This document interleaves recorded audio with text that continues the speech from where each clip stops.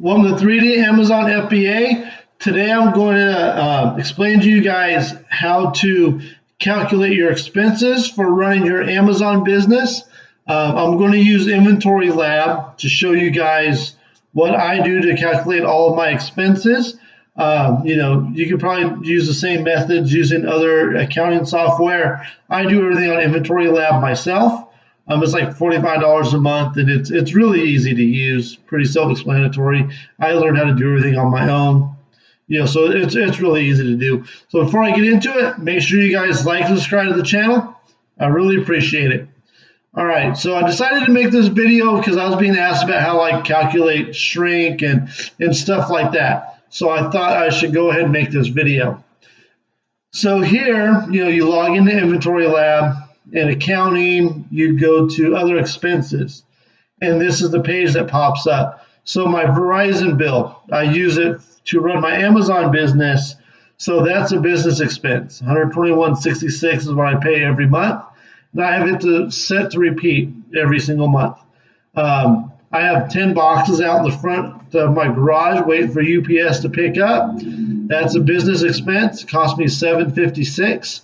Those of you that do UPS pickup, if you're registered as a regular business, like, I have, my business license and all that stuff, and, the state sees my home as business, you can get cheaper pickup rates. It was like $13. Whenever I moved, I didn't realize that I didn't change the settings into business. I had it for residential. But if it's a business account, you can get cheaper pickup rates. And it saves me like $6 every time they pick up. This is my, what's it called? My reimbursement third-party company. So again, I pay them on the 13th of every month, $59. Amazon wants us all to buy business insurance. You should have been getting emails if you've done over 10,000. So I paid for a full year of business insurance 2 days ago. This is my first time really getting business insurance. I procrastinated as long as I could because I'm low risk. I'm not really worried about needing it, but Amazon wants us to get it. I use Hartford, but it was $760 a year. They did give me a discount for paying for the entire year. Removal fees, this comes over directly from Amazon, so I don't have to adjust nothing here. 30-day storage fees shows up on its own as well.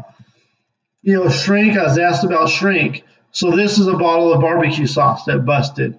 I don't remember how it broke, but, there's a $3.29 bottle of barbecue sauce. Something else broke for $3.79. I just call it shrink and, put whatever the price is individually.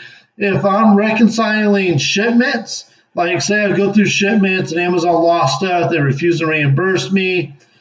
I go add, I just type in shrink, and I add all of that together. So they lost, say, $15.98. Just hit create, and that's how I calculate all of my shrink. Inventory Lab, $45 a month, UPS pickup again, remove order fees. Here's some more stuff that broke. Or I don't remember exactly what this one was, but it was either broke or stuff Amazon lost or stuff Amazon removed because I went through, did shrink, my internet right here. FYE Backstage Pass, this is like for a discount, but I only buy stuff there for my Amazon business to resell. So I charge this to my Amazon business. More disposal order fees, Keepa comes out automatically, your subscription fee comes over, boxes, $67.86. I actually should have had boxes, should have showed up. That's, right here, $88.80. I bought boxes yesterday, bought a few weeks worth of boxes, so I don't have to buy anymore. So you just throw everything in there like that. And then you go over to your P&L statement, your profit and loss statement, and everything will be calculated here. My net profits are low because I, dropped $760 on insurance. All of this comes over automatically from Amazon. The referral fees, all, merchant fulfilled label costs, That all comes over from Amazon. So this is stuff I put in. $18 is what it came to in shrink. You know, the inventory lab auto populates, boxes I just added in, insurance added in, my third party here, you know, Verizon it does by itself. So as I gain more expenses, this will populate. You know, Keepa comes out at the end of the month. FYE Backstage Pass comes out at the end of the month. So all of this will grow here. But all of this up here, you know, cost of goods, it pulls that automatically because you put in your cost for what you sell. So whenever Amazon says that I sold something, that cost goes right here automatically. So that's nice that you don't have to really worry about that too much. You know, refunds comes over automatically, promotional rebates. I'm not sure how this really works, but you know, I think they actually pay you for that somewhere on here too. But if not, then you know, it is what it is. But in a nutshell, that's how you calculate all of your expenses. But like I was saying with shrink, because that was the main question, is whenever I have a shipment, I just throw it all under one shrink addition to my P&L statement. Whenever I go through and I do the stuff that was customer damaged or you know stuff like that, Amazon didn't reimburse me for. Every single day gets its own entry. So if I have 10 things today that you know Amazon threw away for me or whatever, you know I do all 10 under 1 days of shrink, and then the next day if it's like 2 things, I put that on its own day. So like how it showed up over there, what was it? Other expenses.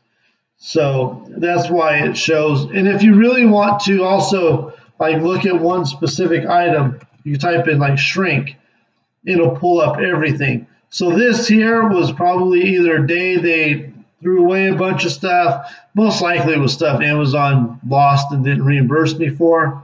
You know, $78 might have been stuff they threw away or stuff they didn't reimburse me for. You know, I mean, it is what it is, and shrink happens. It doesn't matter what kind of business you run, shrink happens.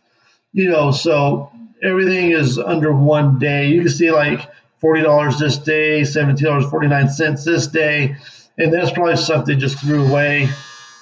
You know, but that's how I manage my shrink, and that's how I manage all of my expenses. I probably should be doing food because when I'm out shopping for the day, like yesterday, I was out shopping all day, and you know I went and got Burger King for lunch.